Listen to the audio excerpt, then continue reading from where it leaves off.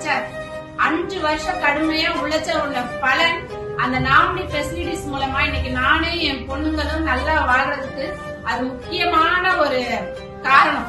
ஏன் சொல்றேன்னா, சார் இறக்கும் போது என் குழந்தைகள் ஒரு பொண்ணு 2nd ஸ்டாண்டர்ட் படிச்சிச்சு, ஒரு பொண்ணு LKG படிச்சிச்சு. நான் அந்த டைம்ல சார் தான் படிக்கலையே, ஆனா தான் குழந்தைங்க நல்ல ஸ்கூல்ல படிக்கணும்னு நினைச்சுதான் அவர் அந்த ஸ்கூல்ல சேர்த்தாரு, CBSE ஸ்கூல்ல. அவங்க என்ன கேட்டாங்கன்னா, மேடம் இனிமேல் எப்படி உங்களால ஃபீஸ் கட்ட முடியும் அப்படின்னாங்க. நான் சொன்னேன், எங்க வீட்டுக்கார் இத்தனை வருஷம் உழைச்சதுக்கு உண்டானது நாமினி ஃபெசிலிட்டிஸ் எல்லாம் அதே வருமானத்தை நான் வாங்கிட்டு இருக்கேன்.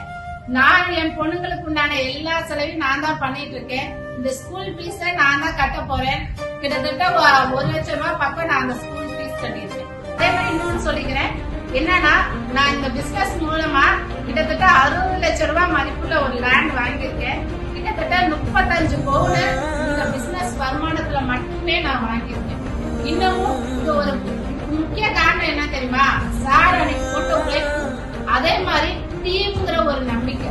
கைலாஸ்ல பிசினஸ்ல மட்டும்தான் யார் நம்பிக்கையோட உழைச்சு அவங்க டீம்ங்கிற ஒரு சொத்தை யார் உருவாக்கி இருக்காங்களோ அந்த